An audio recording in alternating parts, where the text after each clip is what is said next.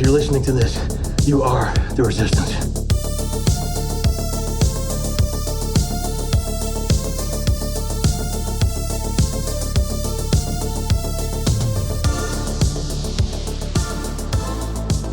Hey everybody, welcome back to Bad Movies We Love. I am your host, Nick Scheist. The master of this stupid stuff! We have left the cozy confines of You're So Zane behind, and we are firmly in the clutches of SupeTember. That's right, but we're not talking about movies about soup. We are talking superheroes, and in this case, it's all superhero movies that predate the MCU. But before we get to this week's episode, just a smidge of housekeeping.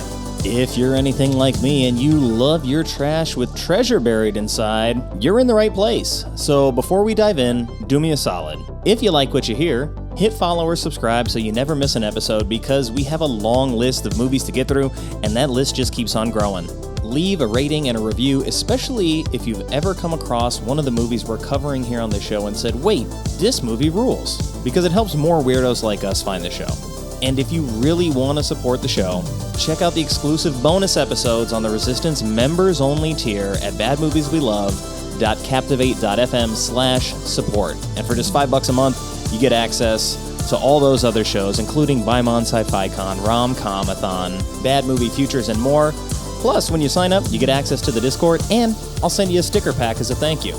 And whether you have been here since the very beginning, or if you're tuning in for the very first time, I am happy to have you here all the same. If it is your first time here, I think it's worth noting that there is an anonymous listener survey in the show notes. The show notes also has the phone number for the show, which is 1-805-285-3885, and it also has my email, badmovieswelove@thesheist.com. So if you have something that you want to tell me, or maybe there's a movie you want me to cover, or maybe you want to be a guest on the show at some point in the future, all those options are great ways to get in touch with me. If you're enjoying the show, I would encourage you to get involved. But that's enough of that for now, because we've left the purple spandex of the Phantom behind to don the red leather and scale the fire escapes of Hell's Kitchen with Mark Steven Johnson's Daredevil from 2003.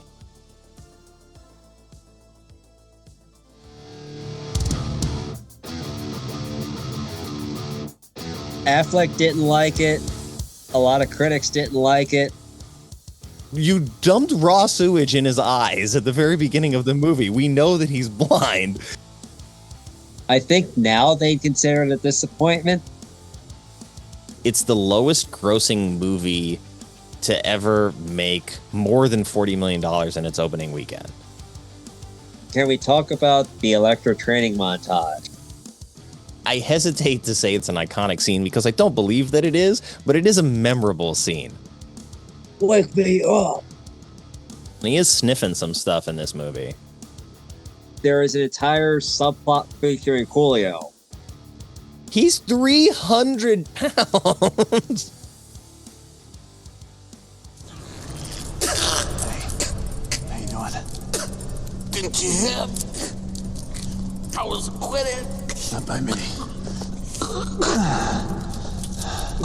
Who made you judge? You did.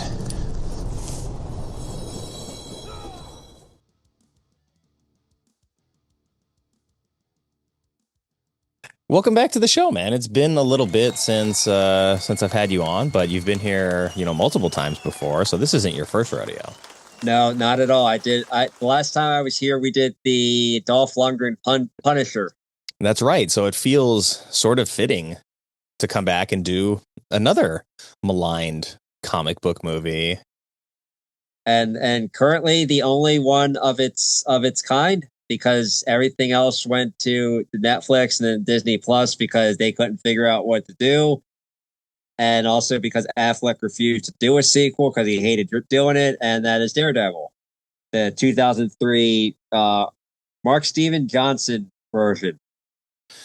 That is correct. And you and I talked a little bit about whether or not we were going to tackle the director's cut, which I know at the time that the director's cut came out, I had it or I got it and watched it, and I was like, yeah, you know what? It is a better movie.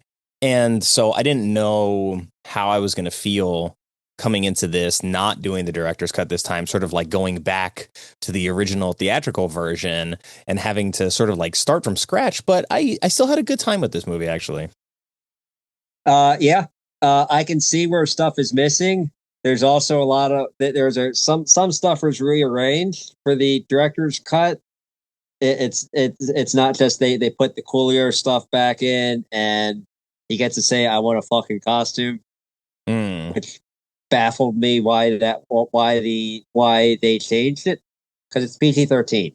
Yeah, you get the one F-bomb in a PG-13 movie. They can use it. Unless they decided stabbing somebody in the hand and kicking somebody in the kneecap was too much, and we're not going to allow you to have the F-bomb. I mean, Bullseye kills a bunch of like civilians in this movie too. He kills an old lady. He kills an old lady. Which I'm glad they left in the movie, but like, really, he can't drop an F-bomb after he murders an old lady? I don't know. Well, they cut his original kind of sort of open where he goes, or he's walking. You remember in the director's cut where he's walking through the airport? No. So that's what I was going to ask you. Is like, what are those differences? He goes through the metal, or that's one besides the Coolio stuff. He goes through like the metal detector, and they realize that because he's got all this shit in his pockets, and he kills everybody. Well, I'm gonna definitely have to go back and check that out, because like I'm sure there's airport security cameras. Someone's gonna try to stop you from getting on that plane. I don't know. I mean, if he's being brought in for this assassination mission by the Kingpin, just send a private jet. Why have him fly commercial at all? And wear all that jewelry and. Yeah, we'll get to Colin Farrell later because I love him in this movie. Yep. But also, I did not realize that this was the first time because apparently in all of his other American movies up to that point, he was using his American accent. Yeah, and it almost Phone Booth, the SWAT movie. Yeah, which both of those I like, actually. I like Phone Booth quite a bit, but I do too. I feel like his accent in this, like hearing it at this stage in his career, like when I hear him talk now, it just sounds like him. But listening to it in this movie, I'm like, that doesn't even sound like him when he speaks in his normal voice. It does. Well, I think it's a different. It's not. I think he's doing like sort of an accent.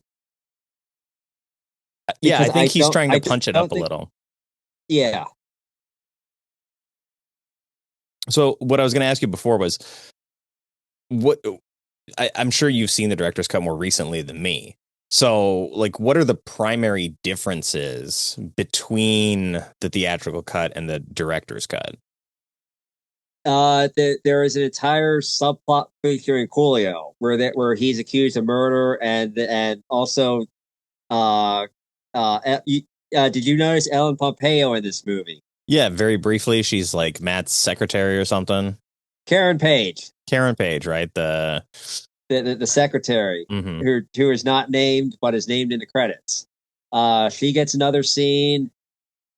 Would this have been pre-Grey's Anatomy, or did Grey's Anatomy come out start that year? Oh God, I want to say Grey's is in. It's got to be past the 20 season point at this stage. Yeah. So this is probably like right at the very beginning of Grey's, like before it was successful. Like would Grey's fans see this movie and do the Leo point? I mean, probably I did. I was sitting there. I was like, whoa, Ellen Pompeo's in this movie. Yep. I was like, I had no recollection of that whatsoever. I mean, she's barely in it. So also, I noticed too in a cameo, Hector Salamanca from Breaking Bad. Oh, who is he in this? The boxing scene, the old Mexican man. The guy that's sitting next to Kane Hodder. Yeah. Gotcha. Okay. Very interesting. But the other big difference is that you know how there's the scene in the rain where he sees her and then they have sex and all that. Mm-hmm. He sees her in the director's cut. He sees her in the rain. He hears the noise, and instead of saying oh no, you could no, don't go. And then they do the thing. It goes then to the scene where he beats up the mugger. You know Mm, how there's a scene earlier in the movie where it's raining and he beats up the mugger and says, "I'm not the bad guy." yeah. To the kid or the kid the hell do you call him? Yeah, the kid I is don't, like he sees Daredevil like beat the shit out of this guy. yeah, out of his. I think it's his father, but the Yeah, father, right? but the father was beating the shit out of the kid. Yeah. Anyways, they rearranged that, and the love scene is not in the theatrical cut, It's not in the director's cut or not in the or theatrical. no, not in the director's cut. Okay. So they didn't decide to be like, "Hey, we shot more of this love scene. Let's amp that No, up." no, no. I think that was a reshoot Hmm. because I forget the reasoning in the commentary, but I think it was the studio wanting more Ben and Jen. Yeah, I mean, this movie definitely skews probably more romantic than it needs to be, but again, sort of borrowing from the success of the Spider-Man playbook, and like the love interest is an important part of this character, and we want to have like a broad appeal. We're a PG-13 movie, so make that the centerpiece. And also I give them more scene because of what happened. This movie is also, or this version at least, feels very short. Like when they got to the ball scene, it's like we're already there. Yeah, and is it the director's cut that's over 2 hours long and adds like a half hour to the movie? Yeah. The director's cut is at least a half an hour longer, and Yeah, I'm gonna have to some of find the that. violence is a little bit more, or there's a little bit more violence, although it's not like the added CGI blood and or like you see like guts spilling out or anything like that. But I That's think fair. there's this on the scene on the rooftop where Bullseye and Elektra are fighting and she's down. I think there was a couple of shots where he kicks her when she's down, and Mm. the MPAA didn't like that because you're kicking a woman while he's down. Although you can stab her in the chest. Although you can stab her in the chest and do the pose from the use the frame from the comic is okay.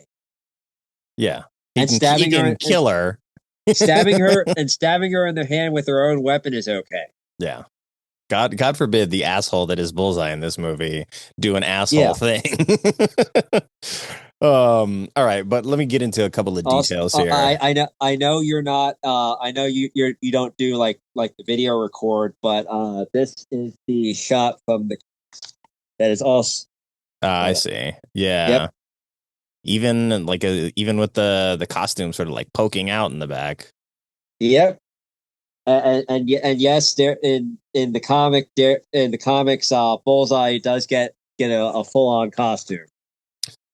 Yeah, I was kind of like a little Like bit he doesn't. disappointed that they didn't even try to give him one in the movie.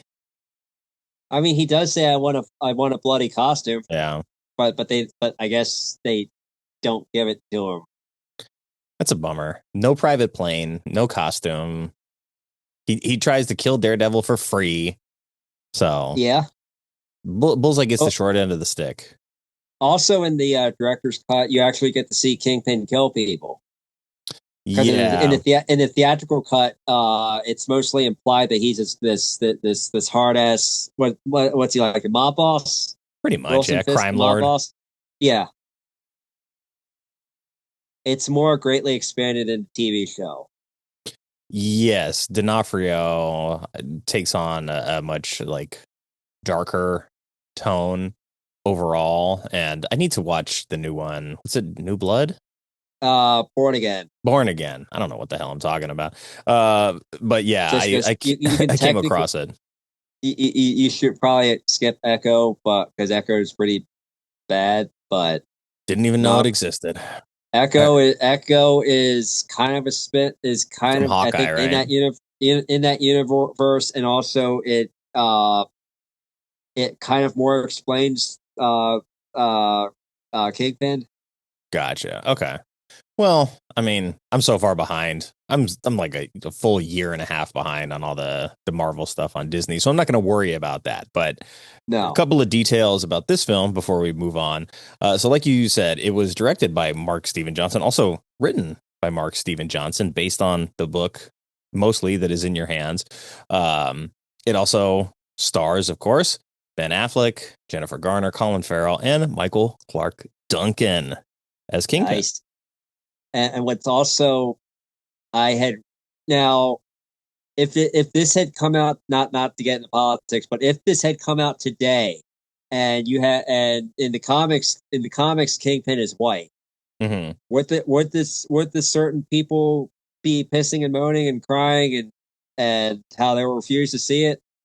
I mean, I'm sure those people were doing all that stuff back in 2003. The internet just wasn't there in the same way to connect us all. Like there wasn't social media to vent about that. Yeah, well, you had message boards.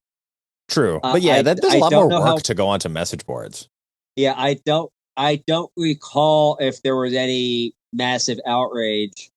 I did read, however, in like the little research, that originally Kingpin was supposed to be black, but in the comic, in the comic, but because it was the 1960s, they were like I think Stan Lee didn't want like a black man as the villain or as the big bad. Yeah, I think it was 1967. Yeah. So yeah, there were political considerations being made about Kingpin even at his origin. Yeah. So, I mean, kind of cool. I like Michael Clarke Duncan in this role, honestly. So I don't have any issue with it.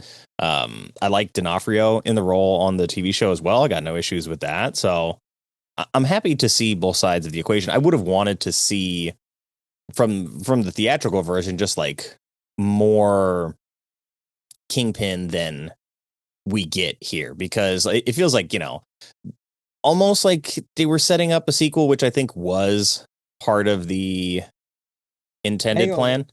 Yeah, hang on one second. Yep. All right.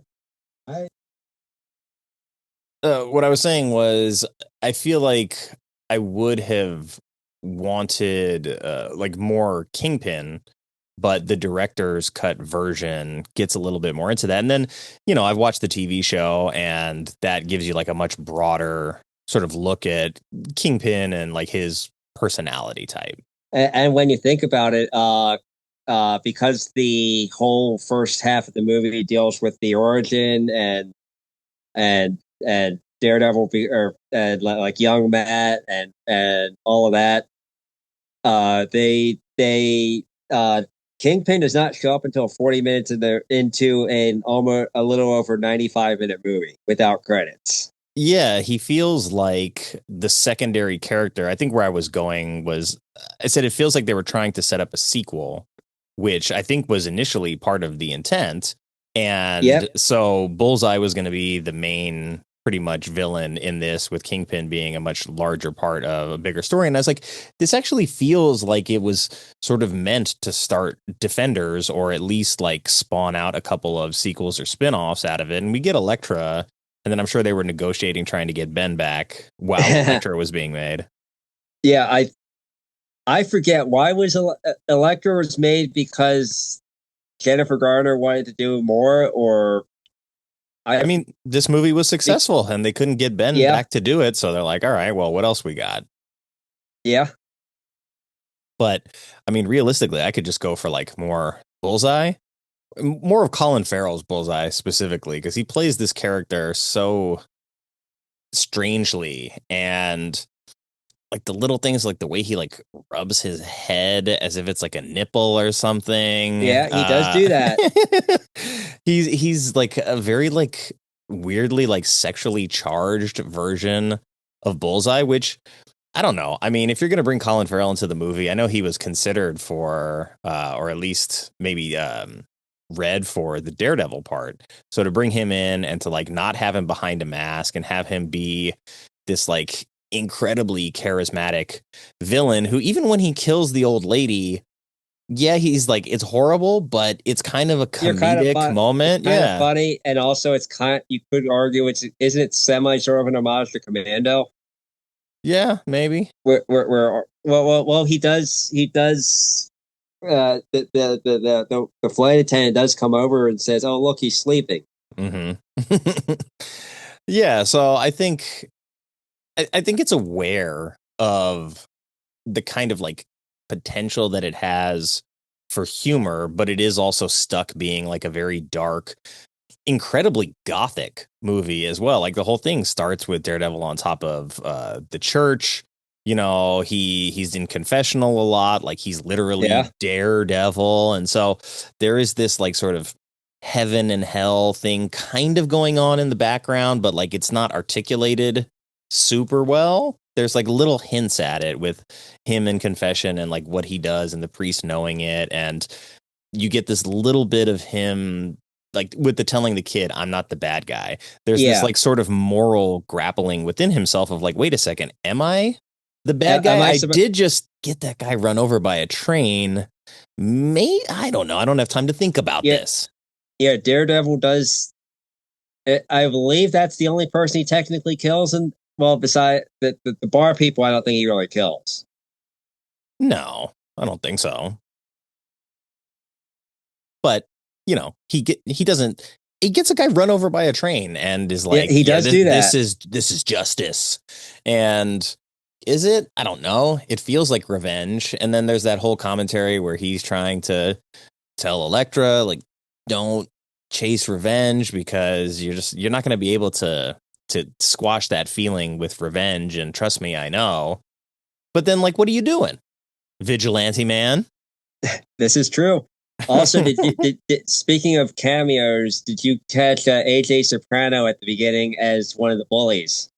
Yeah, I did. I was like, I know this kid's face. I can't place him. So thank you for clarifying that. But yeah, he's Tony's son. And that's even sort of kind of right out of Spider-Man 2 with like the kid who has just recently learned his abilities, but he's getting bullied. And then he finally gets his moment to fight back against the bullies. And he doesn't really like hurt them, but he wins clearly. So lots of Spider-Maning going on all over this movie. Also didn't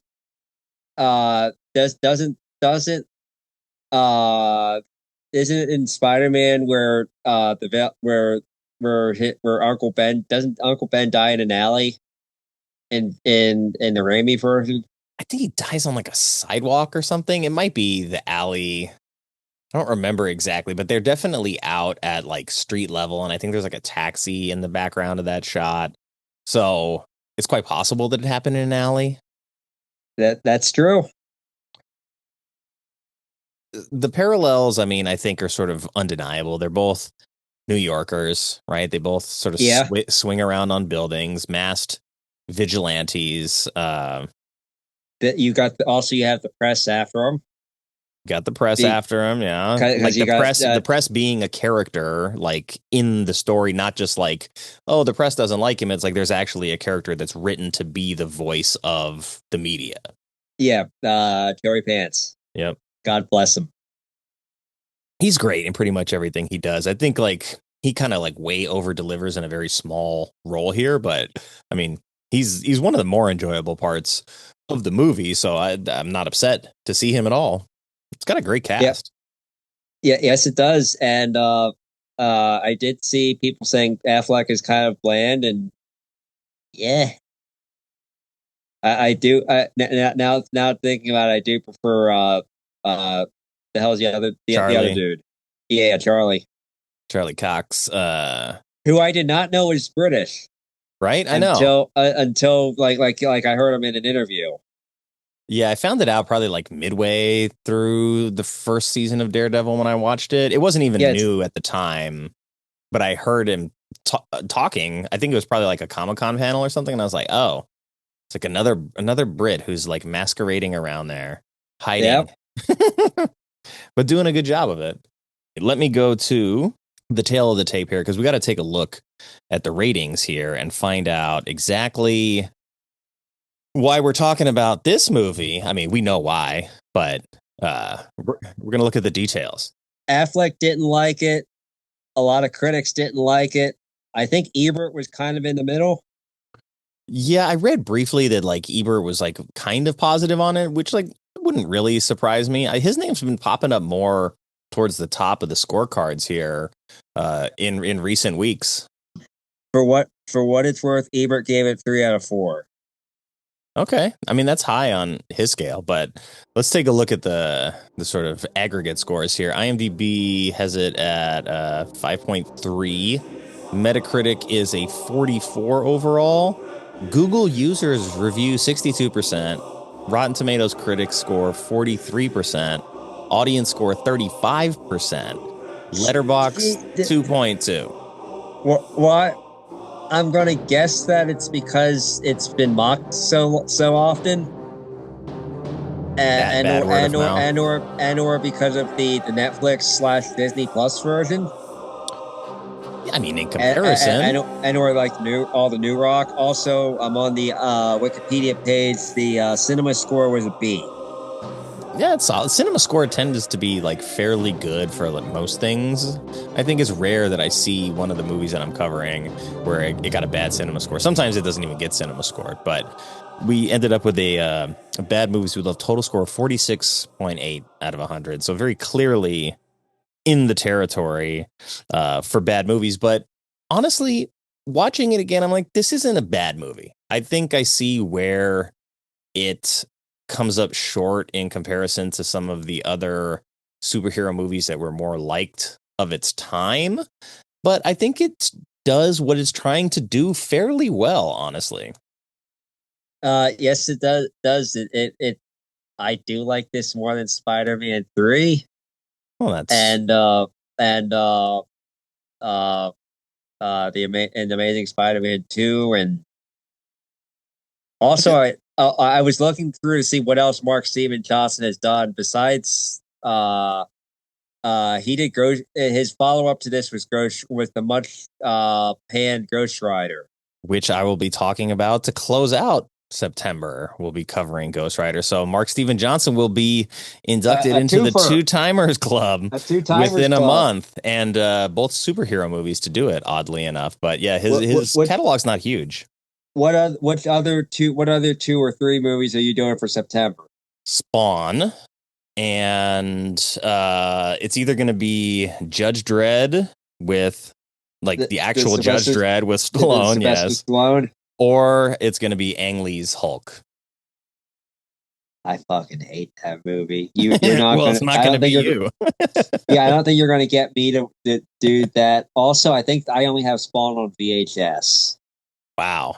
Yeah, I don't even know if I have it. I might. I cataloged everything, but I haven't gone back and sorted it because it's all in storage. So I was like, I'll just sort everything digitally, but I haven't done that yet. So I don't even remember if I have it. But I know that nice 4K is coming out in October or something. I think it's out. Is it? Or it's either out or people have pre-order. I think it might be the pre-order. I know, the High Def News site has. Well, shit. I don't think I'm going to have time to buy it and watch it before I record next week for it. But actually, it is October 7th. All right. So, yeah. Well, this will go September. Well, it'll get plugged right before October. So, yeah. Hopefully you can find it streaming and you don't have to pay for it. Yeah. I mean, whatever. Worst case scenario, hopefully $4. Could be worse. Maybe I just buy it. Buy an old DVD somewhere. I don't know. I think I have it, so I'll have to check. But yeah, those are going to be the ones, and it's just sort of a coin toss right now between Judge Dredd and Hulk. So it's up to the person. They wanted to do both, so I was like, well, you got to pick one. And if we do Hulk, then it's all Marvel stuff, I think, except for Spawn. Yeah. Spawn is Dark Horse. I think isn't Judge Dredd's not Marvel, is he? It's not, no. It might also be Dark Horse. You couldn't find somebody to do like Justice League or Aquaman 2 or. I mean, I could have, but I think the idea, at least with this September, was to do all stuff that predates the MCU. So I wanted to get stuff from the aughts and earlier. So we could have done Blade 3, I guess, technically. I know you like Blade 3, but there's only 4 weeks. There's only 4 weeks in the month, so I got to do what I got to do to fill time. Blade 3 I am a Blade 3 defender. It's not that bad. It's not that bad. You want to watch Triple H be a vampire? That's the movie to go to. You got Parker Posey in it. Yeah. You got Deadpool Ryan Reynolds. Yeah, like I get that it's in comparison to Blade 1 and 2, it's not on the same level, but whatever. Like it's still enjoyable. It's still Blade. Yep, and also all the fun behind the scenes stuff where like Wesley Snipes refused to do anything that is not in Blade 3, anything that is not a close up is a body double or a stand-in. I'm gonna have to watch much more closely next time. What are you doing, Wes? But then he's back as Blade now, so who knows? I'm gonna take a moment. No, that was a one-off. Because remember, it's Mahershala Ali for. Well, it was. Well, they haven't officially canceled it yet. They've just unofficially canceled it like 5 times or delayed it. Yeah, delayed it. We all know it's in production hell. Just that's why I said at this point, just let Wesley do it. Like I think you'd have probably an easier time getting it done if it's just Wesley. This is true. Yeah, have it be Old Man Blade. That's fine. Give him some young sidekicks like you did in Blade 3. Worst case scenario, you give Blade 3, but it's Blade 4. Who would you get for like the young sidekicks now? Yeah, I don't know. That's a good question, but like if it's technically in the MCU, you could sort of shoehorn in like any of those other characters. You could throw in like Kate Bishop, like, you know, she has arrows and stuff, probably be useful in hunting vampires. You could I mean, you probably would not cross it over with Morbius, but because Morbius is a Sony product right now. Yeah. But there's all sorts of legal issues yeah. with what can and cannot be done with Sony. And yeah, they just did a Midnight Suns run with like Wolverine, but you don't have a Wolverine right now. Huh. I would have to think, because I don't know like which actual Marvel character I would want to necessarily have in there, but I think Kate Bishop could be fun, especially because her characterization on the show is kind of like borderline teenager personality, and you'd have like a really old Blade who's basically like turned into Whistler but is still Blade. So the disparity there I think would work. I think, isn't Wesley older than Chris Christopherson was in like the first one? Probably. At this point, yeah, Wesley's got to be like in his late 50s, early 60s maybe. Maybe not quite 60s, but I wouldn't be surprised. I wouldn't be. Shit, get Michael J. White to do it. He's still in good shape. Yeah, he still trains. He still does a lot of action movies. He does. I mean, shit, if you told me that they were making a Blade movie with Michael J. White and it's coming out, I mean, I'm going to see that for sure. I think we'd probably be in the minority of fans that would like want to see that, but well, he'd be fun to watch. Action movie Twitter would be would fall head over heels if that happened. Yeah, make like Scott Adkins the villain or something, and then you really have action movie Twitter. Just it'd be heaven. Okay, give me a moment here to set the table.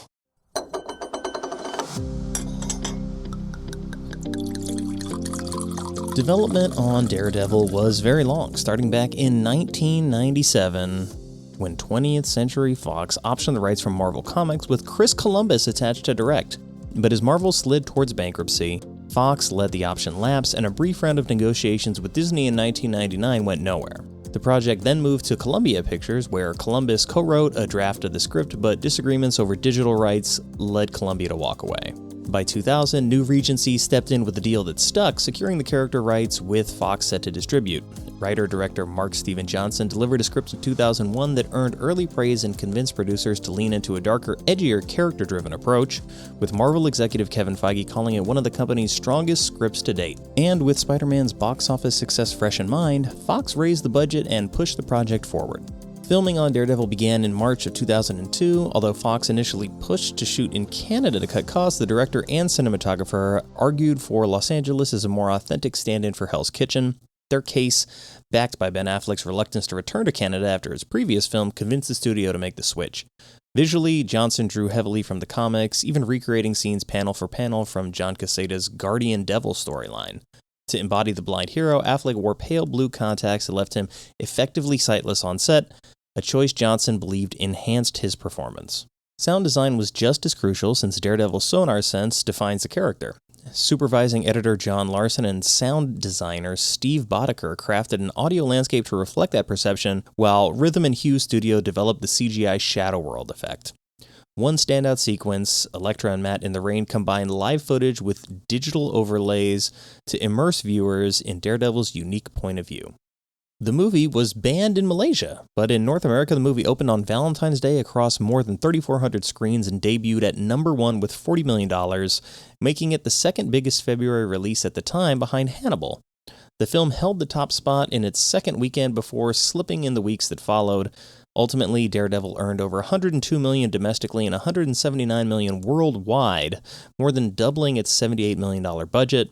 Marvel producer Avi Arad celebrated the win, pointing out that Daredevil marked the studio's 5th straight box office success following Blade, X-Men, Blade 2, and Spider-Man. Momentum, he said, proved the lasting appeal of Marvel's heroes. Solid numbers. Well beyond That's a comic success, book I readers. think. Yeah, it's. I think now they consider it a disappointment. I know reviews were not great. Besides, like Ebert and Kim Newman of Empire liked it. I mean, hindsight is 2020, of course, they say, right? So you can look back Yeah. at it and be like, hey, there's a lot of things that we wish we maybe had done differently. But I think, like, in a vacuum, it's really hard to be too critical of its performance. Like, yeah, it did earn 40 of its 179 million in the first weekend, and then did have depreciating returns. Like, okay, word of mouth got out that it wasn't that good and people stopped going, but still, it's not, you double your money. The producers, I'm sure, were happy. This is true. Also, I did spot that Kevin Feige was a co-producer. Yeah, He had Avi Arad, Arden Milton, and some other guy whose name escapes me. Yeah, but Arad was very happy with it. He's like, look, this is the 5th movie in a row that we've had box office success with. It was Blade, X-Men, Blade 2, Spider-Man, and then Daredevil. And like, looking at those, like, Spider-Man is probably like the biggest. Spider-Man and X-Men are two sort of difficult products to pull off, in that Spider-Man sort of needs to have more flexibility as a character in, like, the villains that he fights and the environments that he fights in and how he moves. Blade is like a guy with a samurai sword, and you kind of just like make the extras vampires and then you work on the CG to dissolve them. But for the most part, like, you could film Blade like a non-vampire movie and then just like cover it with the vampire stuff. And I think X-Men, similar to Spider-Man, is like, no, you need lasers and you need flying and you need all kinds of stuff to help really flesh out that world. So to take on Daredevil kind of puts it in a more grounded area where they didn't have to go as Spider-Man heavy as they did.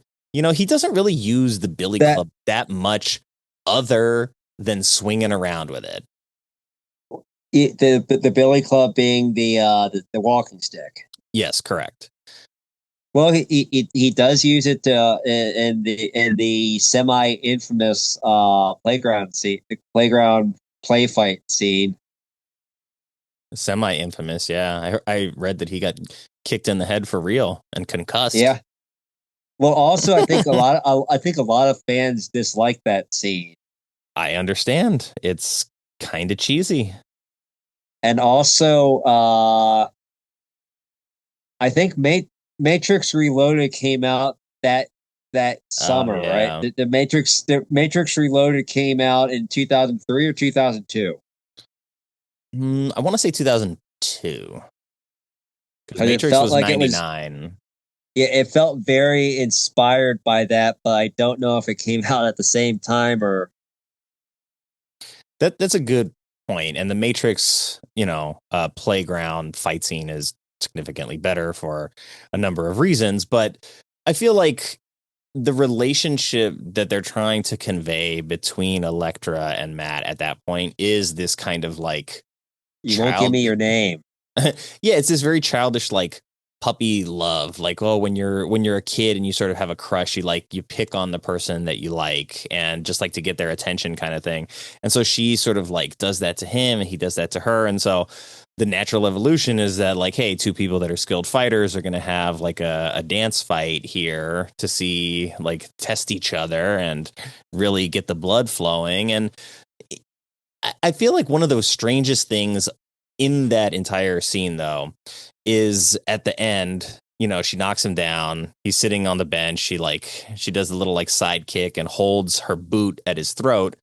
And she says, yeah, my name's Elektra Nachios. And she does this weird like thing with her face where she just like is very happy that she said her name. She's like, Yeah. And I'm like, what the fuck was that? Do you think that was a Jennifer thing, or do you think that was Mark Steven Johnson giving her a line read? I couldn't figure out what it was until like there was something rattling around in my head. I'm like, I know this is like familiar. I can't place it. It doesn't feel right in this movie. And as I was watching through the credits, there was a lot of Hong Kong fight choreography crew on it. And I'm like, so yeah, if you grew up watching a lot of like Hong Kong Kung Fu stuff, there'll be times where they'll say something and then there's like a weird emphatic gesture after it that there's no words or anything, but it's like a hoof. And so I was like, okay, I got it. Yeah, any of the wire stuff, I think, was the Hong Kong stuff. So because that scene definitely had a lot of wire removal. Yes. So it's just like also out of context. If you clip that, it's very funny. I noticed one of the stunt people was David Leach. Oh, interesting. Now I do not know if he doubled for. I don't think he doubled for Affleck or not, but he is listed as one of the stunt people. All right, well, it's a nice little bit of bonus trivia before we work our way over there. But did you get a chance to prepare a synopsis haiku for this film? I did not. No, well, I did because I wanted to make sure that I had one just in case. So, devil in the night, without sight, set on revenge. This justice wears red. I feel like that's one of my more sort of like complete ones. Sometimes I just get stuck and I'm like, ooh, this sounds good together. And then it's not a synopsis at all. But in this case, I feel like I covered quite a lot of ground. So I'm happy with that one. I mean, you do have like is justice is red or justice is dark red or justice is black? Yeah, at first I was going to do something like crimson in the night, and I was like, nope, that's too much. Rein it in a little bit, sir. Yeah.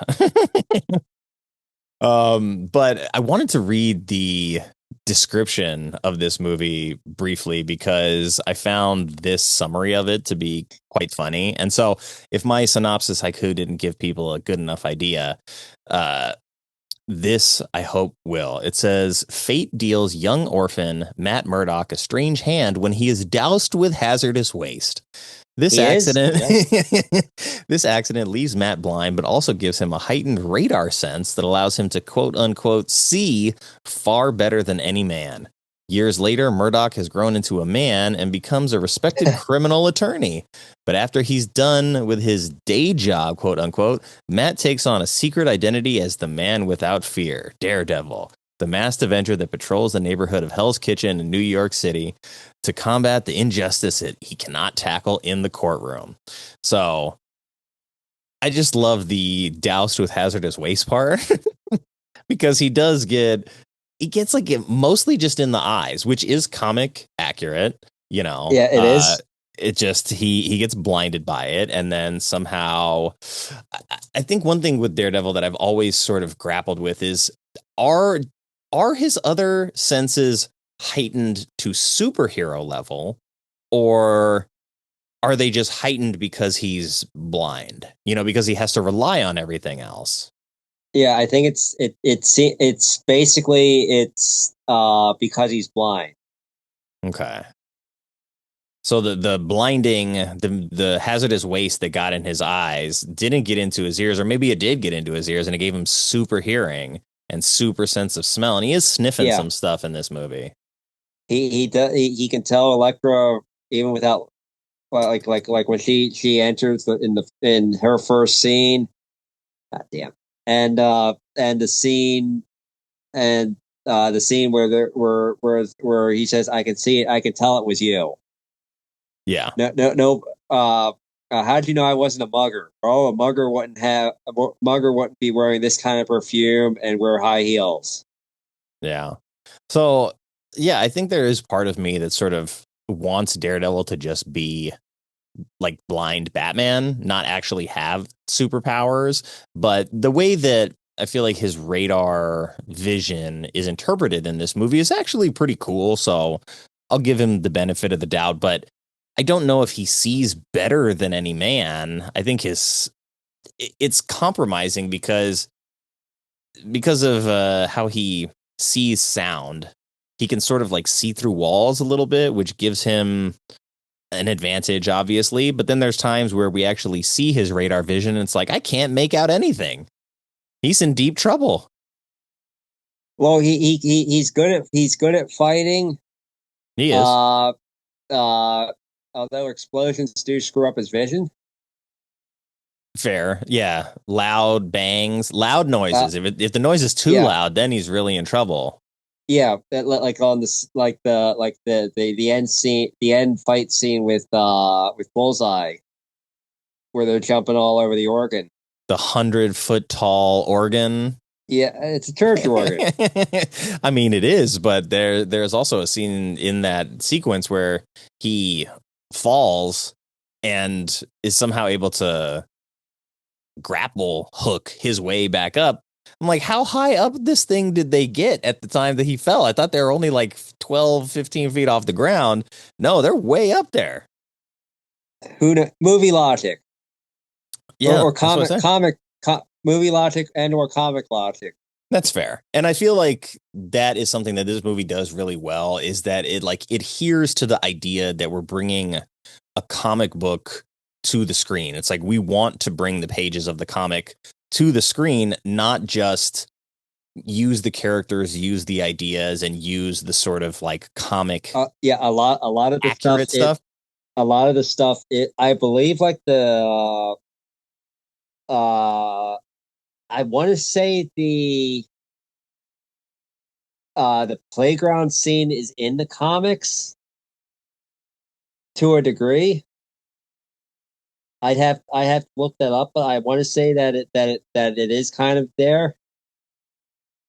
But like, you know what I mean? How Sam Raimi treated it, where there's actually sort of like panels and swipes, and actually like believes in the idea of, hey, this is a comic, or like even we see in the first. Speaking of that, Kill Bill, the Hawk, the Ang Lee Hawk, you have all those comic wipes and. Yeah. Exactly. So it's like I feel like those movies really sort of embodying the experience of like making those pages alive is a different kind of tactile feeling with a comic book movie than when you maybe use one or two famous scenes. Like I know like Civil War has the Iron Man versus Captain America moment that was on the cover of one of the issues. So it's like you get those kind of moments, but I think a lot of what comic stories have become on film and on TV is not so much about the page anymore. It's about a lot of the storylines that get brought over. And so it's actually kind of refreshing to go back to the early aughts and see a movie that wanted to make the thing that you're looking at on the screen feel like the thing that you're reading in your hands. Just a lot darker in color and shade. That's fair. Yes.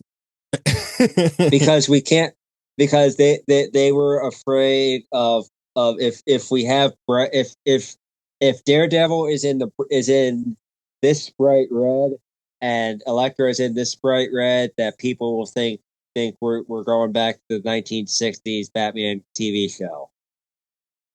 They may not have been wrong. You know, who knows what we would have gotten if Daredevil were in that bright red. And I mean, even the TV show decided not to go that bright. It's like, it's not leather. It's more of like a mesh kind of look, sort of like Henry Cavill's Superman suit is that mesh. Which I think also some people complain it looked cheap. Daredevil suit? But yeah, in the first season. In the first season when it's the TV show. But that's not this movie. I was gonna say, wow, in this movie they spent like 8 months making it. I thought it looked pretty damn good, honestly. I think they were also fighting over the colors. Yeah, you know, a little back and forth here and there, but it never hurt anybody. But I know you mentioned it a little bit before, but if you had to hazard a guess as to why this movie is widely considered to be a bad movie, what is the thing that you're going to hang your hat on? I would say I think a lot of people are now in it kind of like comes and goes. Like when at the end, a lot of people are going to say, "Wow, that was awesome and that was great." Dark Spider-Man, and also because of the Netflix / Disney Plus TV version. That's fair, or when you compare the two. Yeah, that's more fair. When I see that, and also it does feel. I believe Mark Steven Johnson mentioned in an interview, like for like the 15th or the 20th anniversary, that like I wanted to include Foggy. I wanted to include too much. I wanted to include too much, and when the runtime came back at 2 hours and 15 minutes, the studio was like, "Oh, can we shorten that a bit?" Oh, this was like would have been 2 years before Batman Begins was 2 hours and 20 minutes. Before superhero movies were allowed to be 2 hours long. Yeah. Well, I think X-Men 2 was 2:10 or 2:15, but because that was X-Men, that was the second one, they kind of allowed it. This one, they were afraid that the first X-Men proved that people would sit through a long X-Men movie, so yeah, they're willing to gamble on it another time. I think in rewatching it, the one thing that I can like legitimately point to that I think is a bad choice in the movie. I have another one too, but go ahead. I want to see if it's yours. For me, it is Ben Affleck's eyes. I get the fact that he had to wear the contacts, right? And they look CGI. I felt like there's too many shots where it's him alone and like the whole shot is angled to show his eyes, where like in the very beginning of the movie, it's like, we understand that he's blind. You do not need to continue to dedicate this amount of screen time to like, I'm just going to call it blind face for lack of a better term, because I feel like they just didn't know what to do. But like, he's wearing the contacts, he's in his apartment, but rather than just have him like be a normal guy in his apartment and just be a normal blind guy, it's like the shot is cropped to show his eyes. He's getting into the bathtub and it's lit so that when he leans back, like the focus, all the light is still on his eyes. And I'm like, look, we get it. You dumped raw sewage in his eyes at the very beginning of the movie. We know that he's blind. You don't have to waste your time on this. And so it was like, that was just like a small thing where I'm like, the insistence to keep showing it. I don't know if it was because like they invested in the contacts or because they didn't know how to work around Ben Affleck not being blind, although he was kind of functionally blind with these contacts.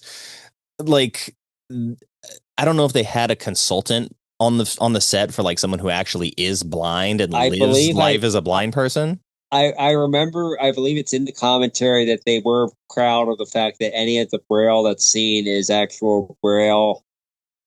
Well, good for them. I'm glad they used real Braille. And that they didn't just put like ... and. But I'm like, look, as a person who has sight, right? Obviously, I don't know what it's like to be blind, but when I'm just like walking around, I'm usually not just like blankly staring off into space. I mean, sure, I zone out here and there, but I feel like the treatment of him as a blind person is almost just like an oversight of the movie because it's so focused on the superpowers part of it. This is true. My thing, which I have always have disliked, is during the funeral scene, they use Evanescence and the demo version. They couldn't. Gotcha, okay. I get. They probably had a contract with. Although I think this was Evanescence wasn't a big band at this point. I think Bring Me to Life made them popular, but I think it was due thanks to the movie. But using a rock and roll power, even although it's not the rock version, using a power ballad instead of like sad music just felt like wrong. This is when she's walking away, Elektra, after her father's yeah. funeral. This is the entire funeral scene. Yeah, it's that song.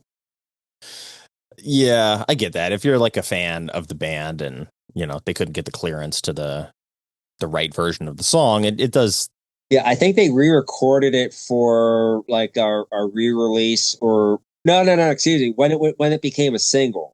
And I think 2000. And I'm a fan of the band. In 2004, they re-released a version where there aren't any strings, but like at the end at the end of the song or for like the last minute, the band comes in. Well, I'll have to check out the real version of that song, but I want to take a look back now at the trailer and see exactly how this movie was marketed to us back in 2003. I want to say they used Bring Me to Life. Let's find out. All right.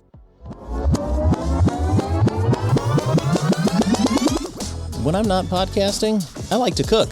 Like anyone who spends a lot of time in the kitchen, you know that having the right tool is just as important as having a good lawyer. That's why I choose Hell's Kitchen Devilware, because whether you're chopping onions or beating the truth out of a mob enforcer, you're going to want the only cookware that performs as well in the kitchen as it does in the streets. Take their patented Billy Club tongs, for example. You can toss a salad with ease, and with a slight twist of the handle, boom, you've got a meat tenderizer. You can also try the new Radar Sense knife set that guarantees you'll make the perfect precision cut every time, even if the lights go out. And don't miss the non-stick it to justice skillet. Perfect for searing meats and doubles as a high-density bulletproof shield in case of emergency.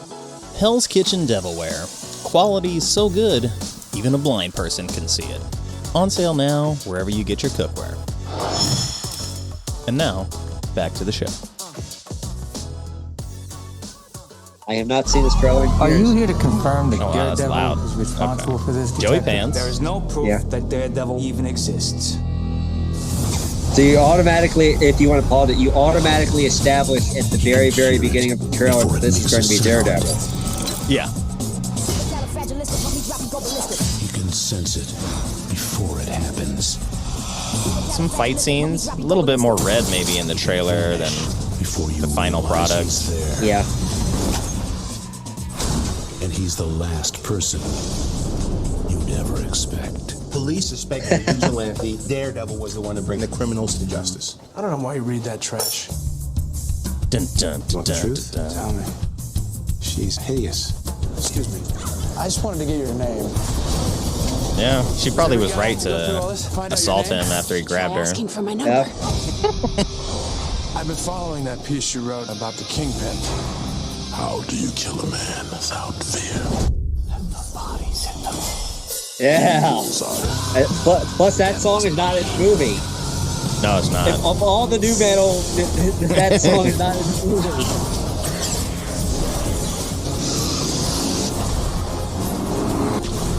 Yeah, the trailer's kind of generic, honestly. It's like quick edits, action, pretty girl. How can you be a skeptic? There's no eyewitness. I mean, Bigfoot has eyewitnesses. Please.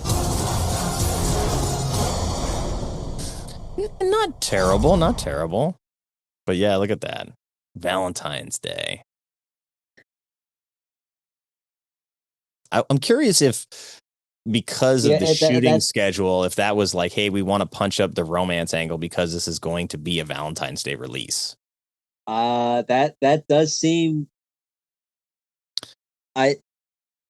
Does the Wikipedia page mention why it came out on Valentine's Day?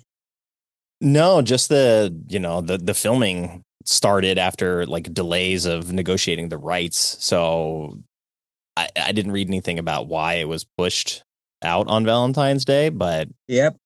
kind of a little bit of a love story there. So I'm not like mad at it. I'd be glad, honestly, like if Valentine's Day there's a Daredevil movie for me to go check out. My wife probably wouldn't be so happy about that, but okay. Well, we did the trailer. You want to do some trivia? I can do some trivia. Time All right. Let's see what we got on the board. It's a little difficult for me, at least, to put together some of these trivia options, but we'll see how it goes. Okay. Question number 1. Daredevil is the first Marvel film to use what effect in the opening credits? Not the. I want to say the braille, but it's like not like the CGI whooshing effect. At least what I read was that it is the first Marvel film where you hear the flipping of the pages.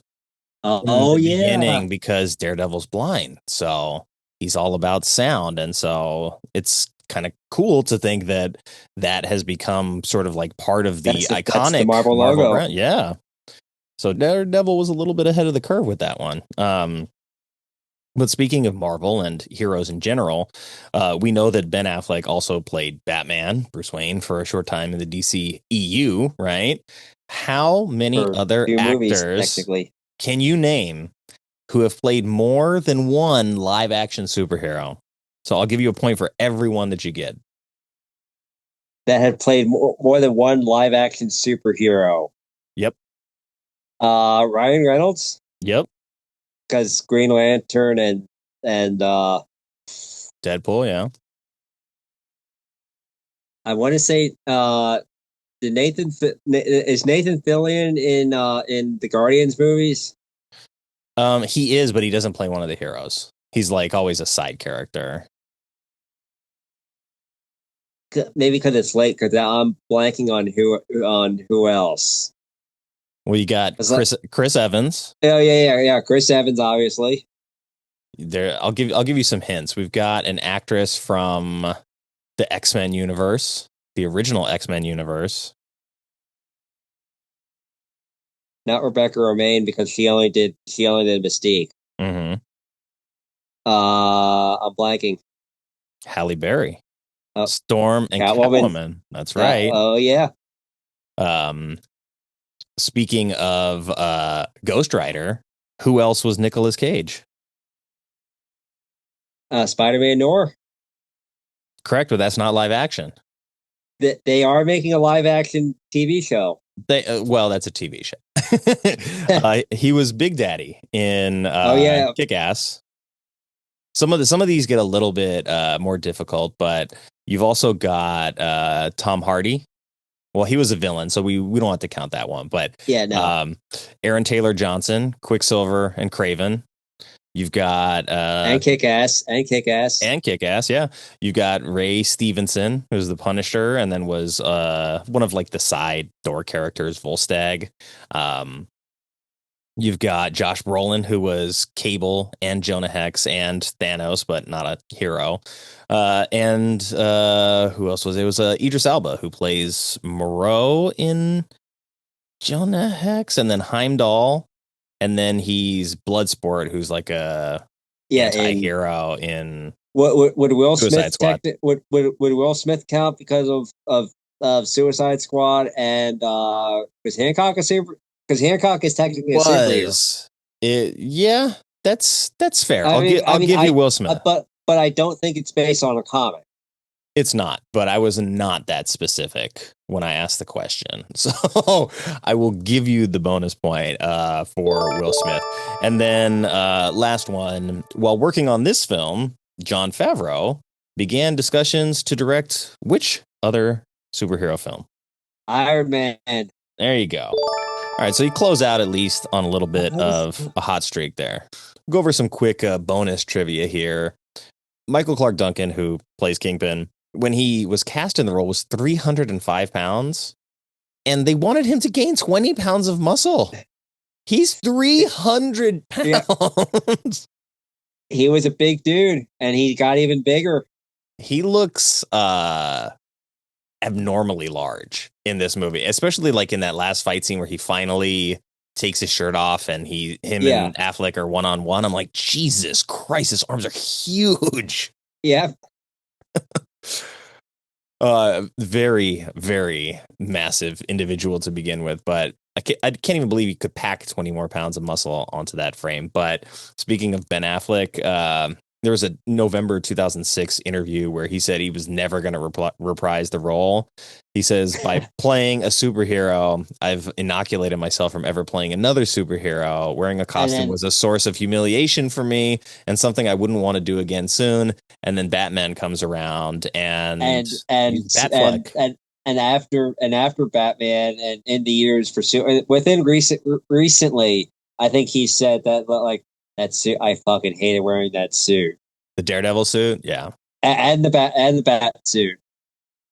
Yeah, I mean, I didn't have any issue with him as Batman. I felt like I wanted to see more of that. I feel like he spends most of his time as Bruce Wayne in those movies, which is maybe what was appealing to him. Yeah, and the less Batman thing, less suit, no contacts, please. I did read that apparently Kevin Smith was very influential in getting Affleck the role. Because because Affleck hadn't really done reindeer games, but he hadn't really done like mainstream action. Well, Pearl Harbor, yeah, as like the lead. Yeah, but Kevin Smith vouched for him after Dogma, and didn't Kevin Smith write one of the Daredevil series at some point? And Affleck wrote the foreword for that. Yeah, and also Kevin Smith is in the movie. He is, yeah. He's got a nice as Kirby. Yeah, he's the who is supposed to be named after Jack Kirby. Yep. Yeah. So yeah, it was cool to see him and to see that their friendship kind of worked its way into the movie.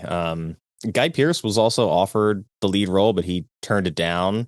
Also being like, comic book movies are not my thing. And then Iron Man 3 rolls around. It's like, well, you know what? These comic book movies seem to be paying pretty well. Yeah. So good for him.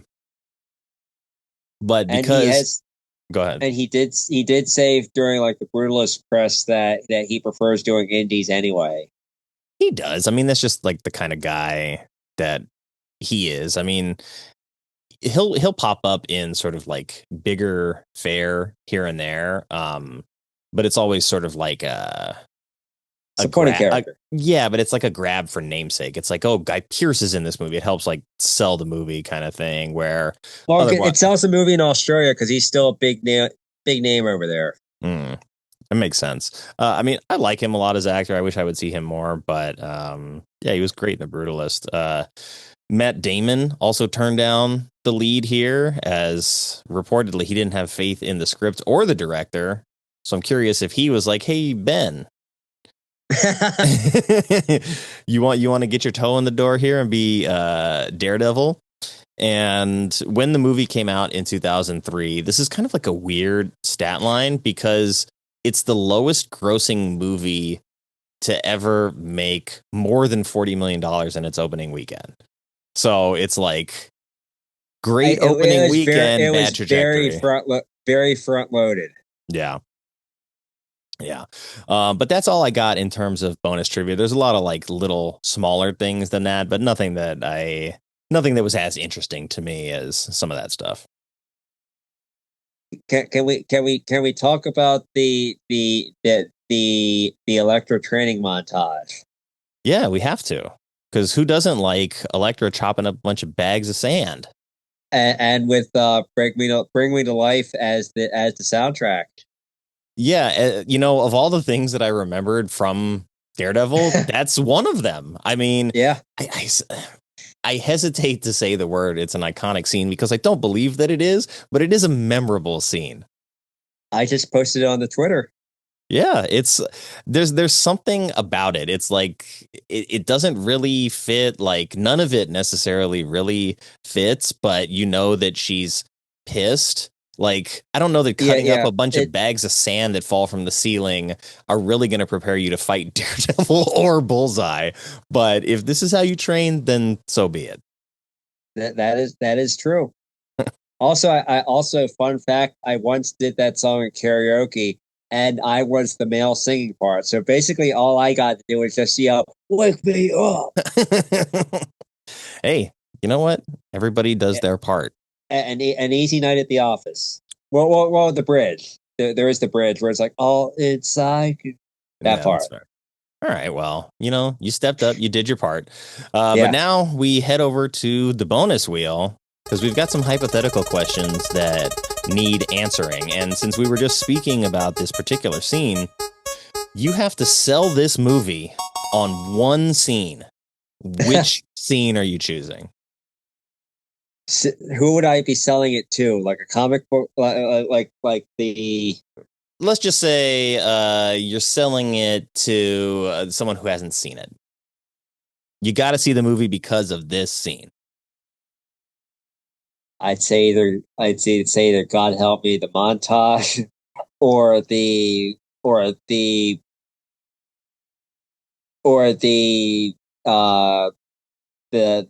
Bullseye and Electra fight. Yeah, especially in the hey, you remember the Frank Miller comic? It's just like that, except he's not wearing the costume and she's in black and not red. Yeah, I mean, as someone who believes strongly in Bullseye bringing a lot of value to this movie, I would not be upset with that choice. Also, wouldn't mind the scene in the church where Bullseye has run out of projectiles and then decides to kick all the stained glass into shards, and then you throw it at Daredevil, who's like backflipping through the waves of projectiles. I mean, it's like, hey, you get Daredevil, you get Bullseye. I'm good with that one too. All right, next one off the board. What movie snack would you pair with this movie, or just what snack in general? I think is fair. What's something that has a very distinct taste? Because Red Daredevil Hots, has little like spicy cinnamon candies. Yeah, let's go with that. Or you could do peanuts, airplane peanuts. Yeah. You can also choke on those too. You can. So buyer beware. All right, next one off the board. You got 4, so you got 2 more after, or we did 2. This is 3. Which minor character deserves a spinoff, and what would that spinoff be about? Give Joey Pants a spinoff, I like that, and just have him go off and there's other stuff. I forget, that character's not in the. Is he in the Netflix Disney Plus show? I don't remember him being in the show. Because I think the secretary ends up having like somebody, but yeah, I don't think there is a journalist, but I like the idea of like a crime beat reporter in Hell's Kitchen sort of piecing together, like just remove Daredevil from the movie and have it be like an investigative journalist story. I think would be pretty fun if you do it the right way. Yeah, who would you have as a spinoff if you're going to?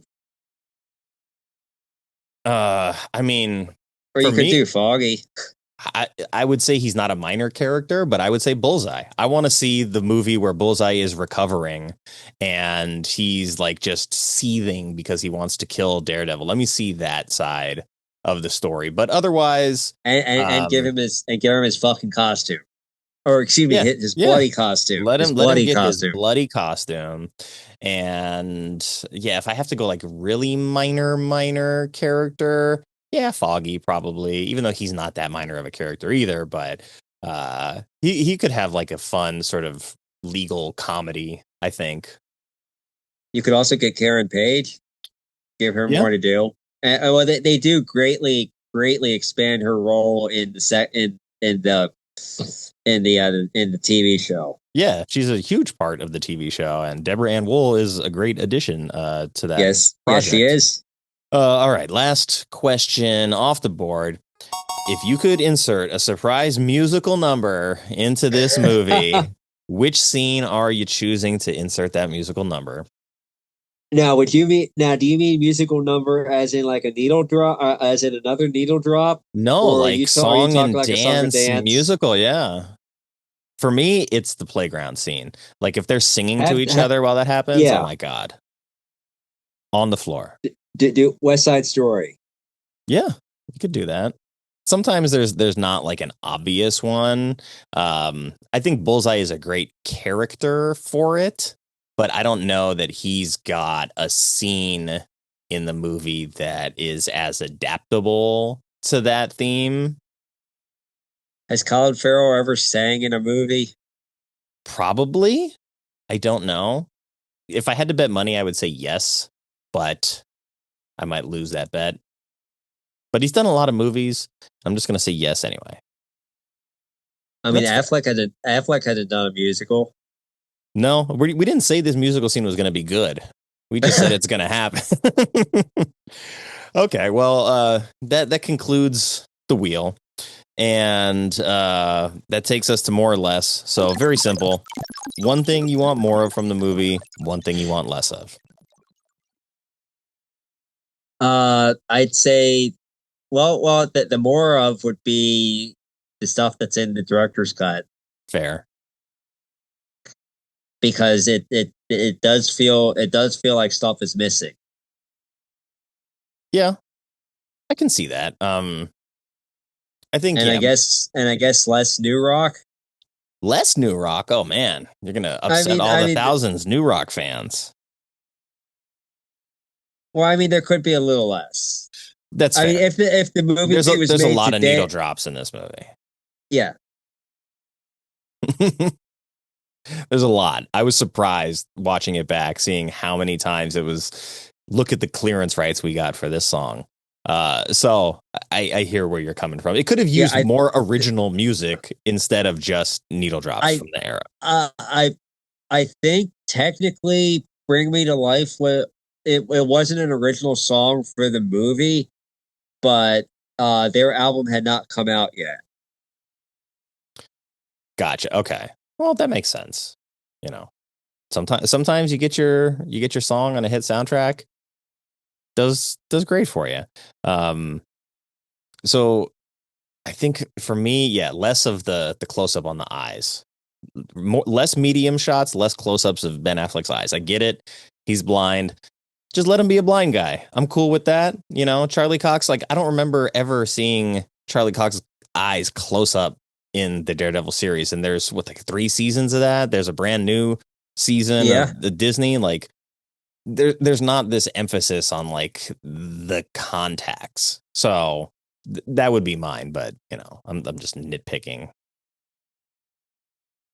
But I feel like they did some interesting stuff with his blindness, in that when he first wakes up as a kid in the hospital and it's like his powers have been activated, like how scared he must be, because you know, when you see something scary as a kid, you know, you close your eyes and you hope it goes away. But in this case, it's like his eyes are already closed, and closing his eyes doesn't even matter at that point because he's going to see it anyway.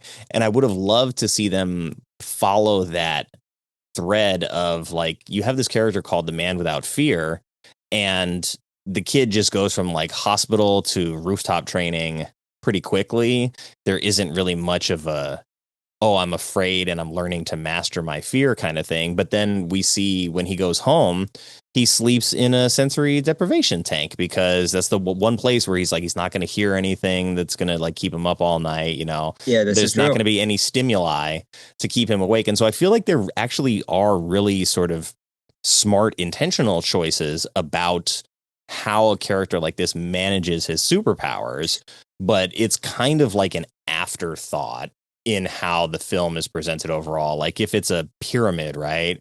Like, I don't know which layer this is. It's certainly not the foundation. It's certainly not the tip. It's in there somewhere, but it just doesn't have a ton of importance, which I feel like in a movie like this, where you're going to go through the trouble of telling the origin story, you're going to give us the backstory of the father being a fighter, and you're going to do like a lot of spelling out of why Daredevil is Daredevil.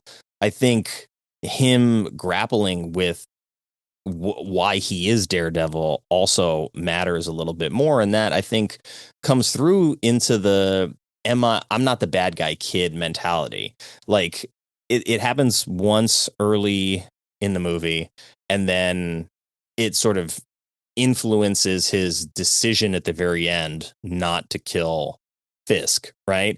So you have it bookending the movie, but throughout the whole middle of the movie, there is no sort of like moral qualms about, am I really the bad guy? Is what I'm doing after hours once I'm not in court, like the fact that a kid was terrified of him, he doesn't seem to really reconcile that notion very well throughout the course of the film. It's just like, oh, we say it in the beginning, so that way when he says it at the end, it makes sense. But there isn't actually like a character arc with that either. This is true. I did read that apparently the reason why we got the Electro movie was because they couldn't do Affleck didn't want to do Daredevil, and Garner was forced to do it because of she signed on already. I think she had signed on to do 2 movies. I think Affleck was signed on to do 2 movies, but somehow I guess used the movie got bad reviews and didn't do all that great at the box office outside of opening weekend, so I can bail out of my contract. I mean, and the budget was cut too. Yeah. I don't even hate Elektra that much. I like some things about it. I don't think it's a great movie, but I like Jennifer Garner enough, and I like the tattoo guy in that movie enough where I'm like, they did some interesting stuff. It's not good by any means, but according to IMDb, it's the same as Daredevil. They're on the same level, so I guess they didn't like drop off too much. No, it did not. Do you have anything else specifically in your notes that you wanted to mention before we go to Critics Corner? Let's see, where are we at?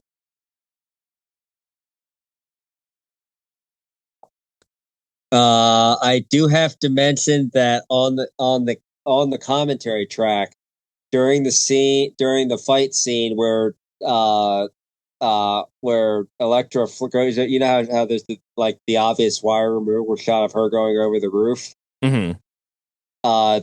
Mark Steven Johnson does do a John Landis joke. In the commentary, you said? Yeah. Was it in poor taste? Very. Well, as I assumed it was. Well, that is why on all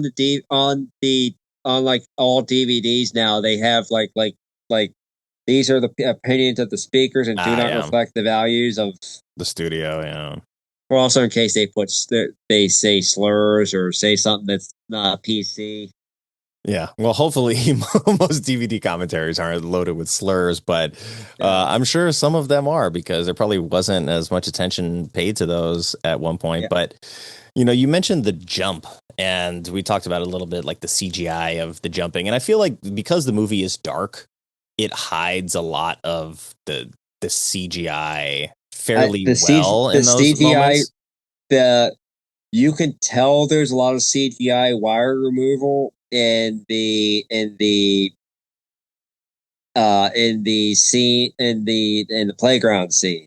Like when I was watching this on Disney Plus because I was too lazy to get the DVD out. Me too. And or I couldn't find it. There was a lot of like motion blur. Yes, which usually I think is done in order to try to hide the wire removal. Yeah, you see it a lot when they're climbing that church organ too. They kind of all of a sudden become like digital cartoons. And I'm like, look, I understand that, but I feel like for the most part, it was filmed as realistically and as ground level as you could safely do. But at the very end of the movie, when everybody's in the street and like Daredevil is, I guess he's in like Fist Tower or something, you see him jump, and the way that they look makes it look like he jumps across the entire street from one rooftop to another. And I'm like, that's a pretty long distance for a human man to be jumping, even if he is well trained. It's like, okay, yeah, he's going downhill, so he'll gain some distance doing that, but there is a lot of like super jumps in this movie. I'll say that. The end, the last shot is basically them doing Spider-Man. Yeah. Which is, it's fine. You know, he's like, go get a mat. And then okay, give you a little nod, and then I'll Spider-Man my way out of here. Well, it's also like a little nod to like he knows who he is. Yeah, no, I like that. My favorite small scene in the movie, like my favorite small detail, besides Bullseye like rubbing his head sexually for some reason, is when Kingpin walks in on Bullseye in his office the first time. Well, the only time, I think. Bullseye's in his chair, and Kingpin like goes to his cabinet where he already has like a pre-shaken martini in a martini shaker just ready to go. So his assistant or whatever, or he mixed it earlier in the day, but they know that when boss comes home, we got to have his martini in that little cabinet. And I just thought it was a nice little touch that he doesn't ask for a martini.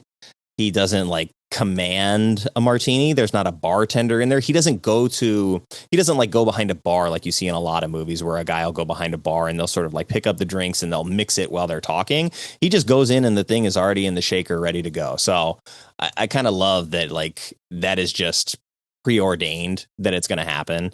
And the little detail with Bullseye getting his hands blasted through stigmata style at the end as he holds them up and he's got the wounds of Christ in the church. And I feel like they didn't tie all that stuff together all that well, sort of like the religious iconography. And that's one of, I think, the weaknesses, but it also doesn't ever purport to be one of the strengths of the film. Like, the film is never really trying to have a commentary about religion or about like God and the devil so much. So it's all very loose, but I did like the fact that, they're fighting in a church and the villain gets, the stigmata wounds. Yeah. Cool. All right. Well, let's head over to Critics Corner then. And, we've said too many nice things, so now we have to go over to the board and hear all the horrible things. But we have a 42 Metascore overall. The lowest one on the board is a 20 from the Village Voice. This is Ed Park. He says Affleck and impressively Amazonian Alias star Jennifer Garner as the ninjutsu savvy daughter of a wealthy tycoon are lankier than Spider-Man's Maguire and Dunst, which is good if you like lanky, but their relationship substitutes cliches for chemistry. Ed Park is very focused on the height of the actors, I will say, for some odd reason. But he also compares it to Spider-Man. So I think he understands those comparisons, but why he's obsessed with the lankiness of the stars is beyond me. I don't think I've ever heard a review focus on the height of the actors before. I have no idea. Totally bizarre, but we'll climb the board. We've got a 42. This is Entertainment Weekly. Oh, it's Gleeb's own Gleberman. Says Daredevil is the sort of half-assed, visually lackadaisical potboiler that makes you rue the day that comic book franchises took over Hollywood. I don't agree, but I understand what he's saying. It feels like Spider-Man. It kind of feels like Blade at times. It's a little samey of the early aughts comic book movies. So I get it, but Gleberman's gonna glebe on us, so we gotta trust. Okay, so we've got 4 50s on the board. I'm gonna let you choose. You get Boston Globe, Washington Post, Chicago Tribune, or the Charlotte Observer. I gotta go with the Washington Post because it's near to me. It's Michael O'Sullivan. Gave it a 50. Says, like Affleck himself, this film is perfectly satisfactory without being deeply satisfying. Ow. That's that's a very personal attack on Ben Affleck. So Sullivan, just not a fan of Ben. It's kind of sad. You're not even critiquing his performance. You're just he's meh, and the movie is meh. My review is meh. whatever. He gave it a 50. Yeah. Let's see. We've got 263s, but I'm going to go with the Philadelphia Inquirer because the Globe and Mail is just one sentence. This says brought to the screen. Oh, excuse me. Stephen Rea brought to the screen with a mix of jaunty humor and jagged violence that should have worked more effectively than it does. There you go. This guy gets it. It does have some jaunty humor. Like, Bullseye is straight up in a comedy movie, basically, but he also happens to be a violent, psychopathic murderer. And reconciling those two things within one movie is difficult, but I do feel like in the moment where he kills the old lady, like it is kind of funny. And we're supposed to know that it's funny, even though he's just doing like this really horrible thing that he shouldn't do.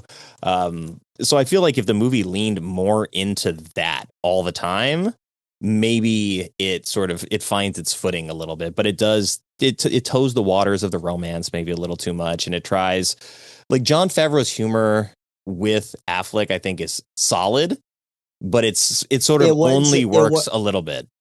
It wouldn't surprise me a lot if a lot of that was improv. Yeah. And or it was not on the written page. Yeah, it might be. All right, let's go to this is Kimberly Jones at the Austin Chronicle. We close it out with a 78 overall.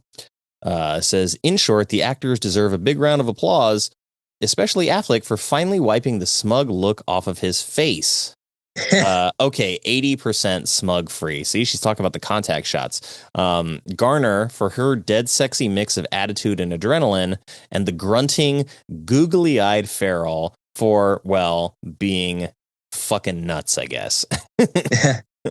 So, look, I mean, I feel like that's fair. It's not overly flattering, but points to the fact that the cast is still doing what they're supposed to be doing in this movie. And I think there's a reason that the director's cut exists. There's a reason that when I watched it, I was like, oh, this is a significantly better movie than the original.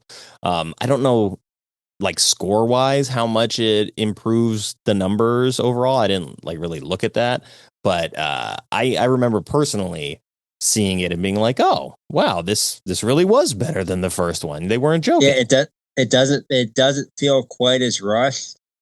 Yeah. I mean, a lot of the time you'll get a director's cut where there's like 5 minutes of extra footage, and it's like sometimes it's an important 5 minutes, but it's like, yeah, does it change the movie that much? I don't know. Sure, it is the director's true vision. I'm happy for the director to have that option to get their actual like vision out there.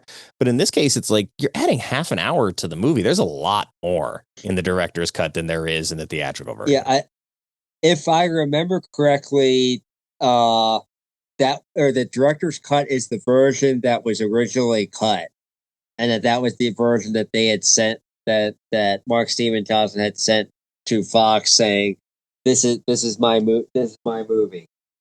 Yeah. And then they realized, and then Fox said, "Oh no, this is too long. Can you cut stuff?"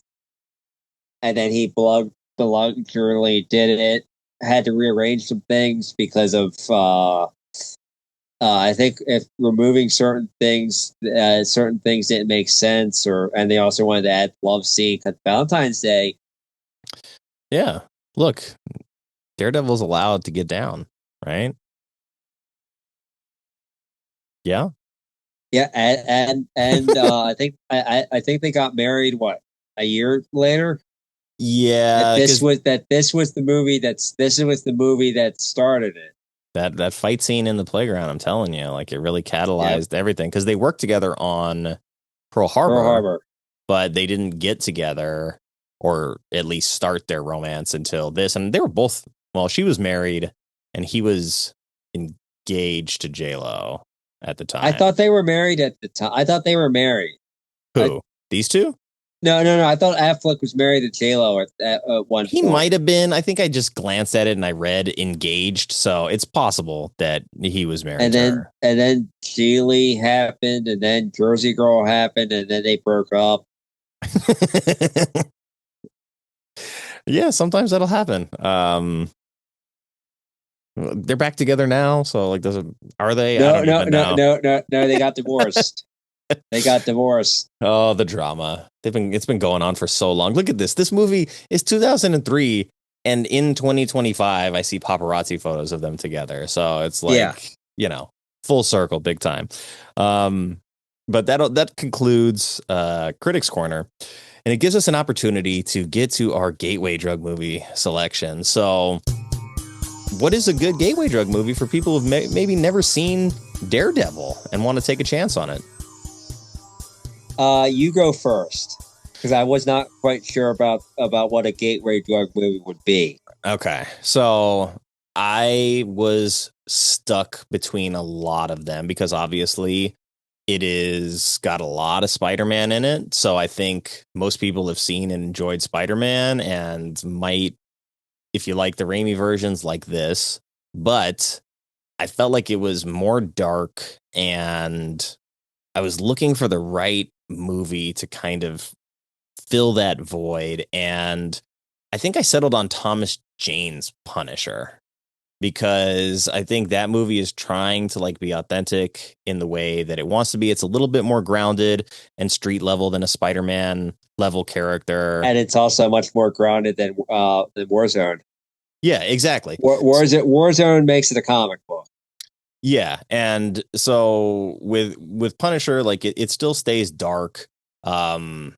Punisher and Daredevil, obviously, in like comic book history, have like crossed paths and worked together and fought against each other. So it's a character that I think is a little cut from like the same cloth as Daredevil in that way.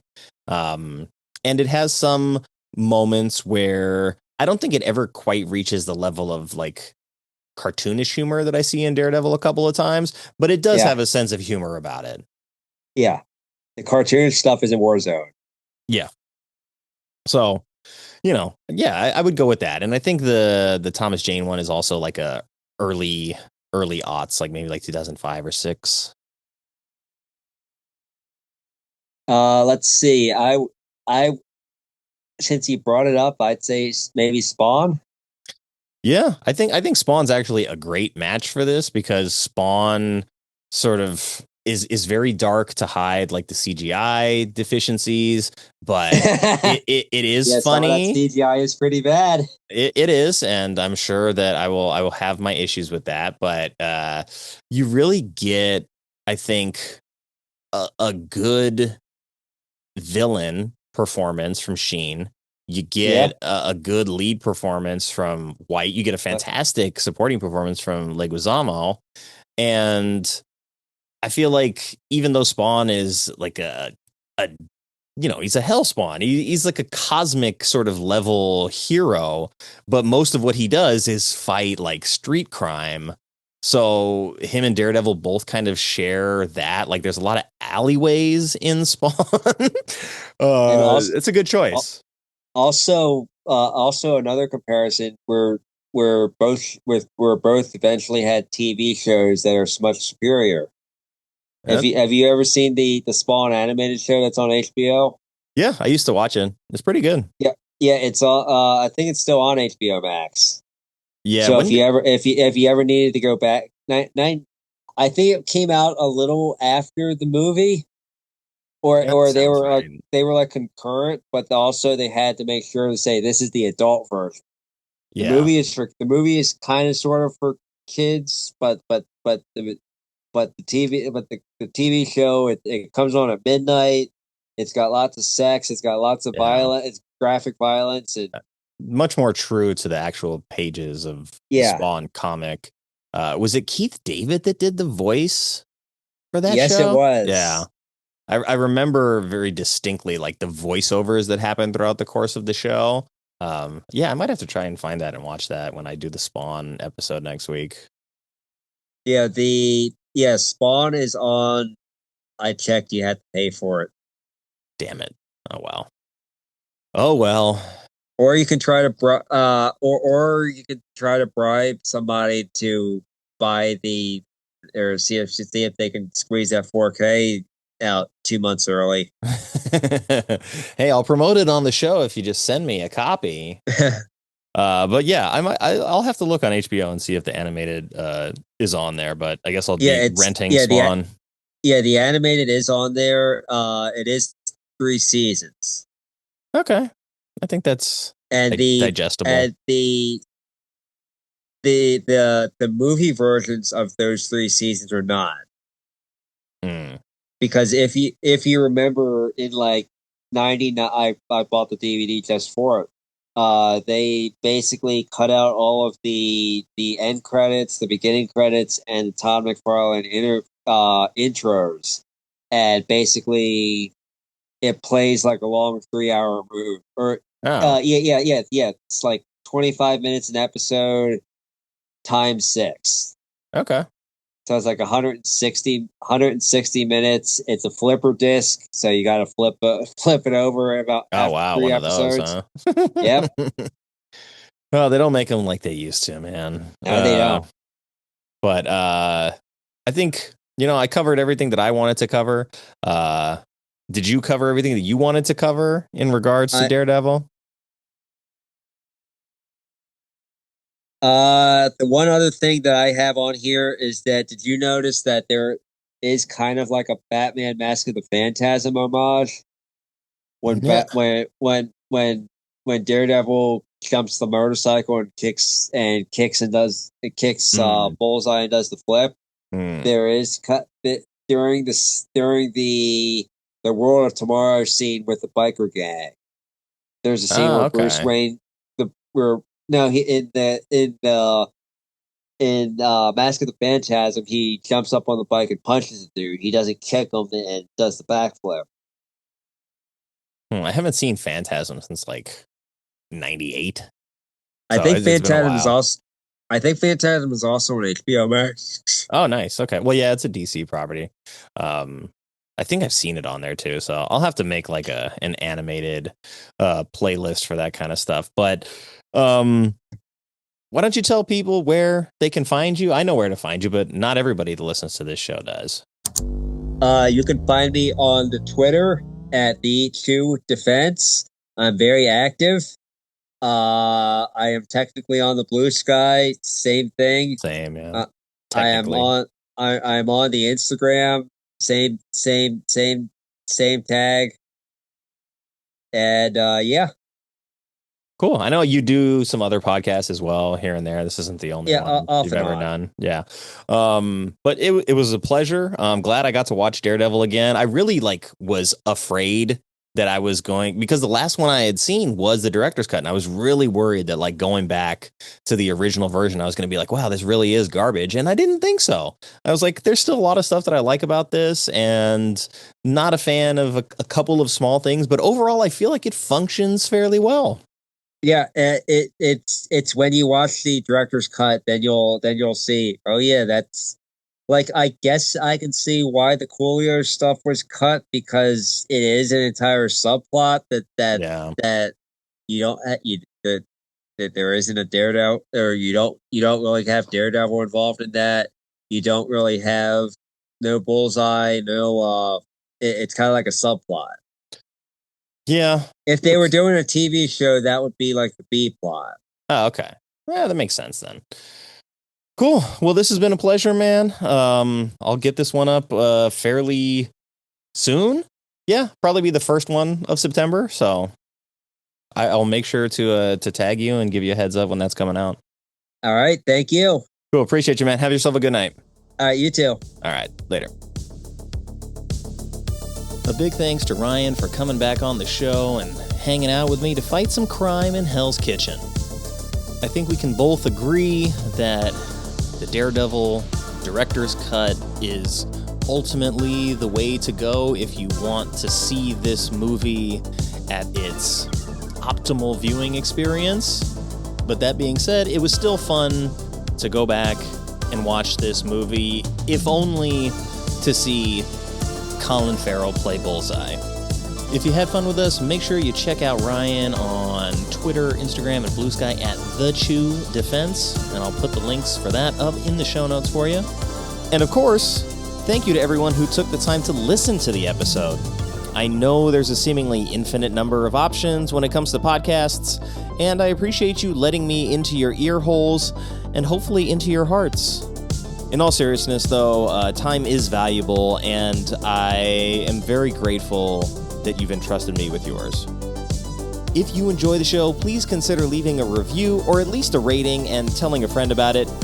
If you don't enjoy it, then maybe let's keep that between us.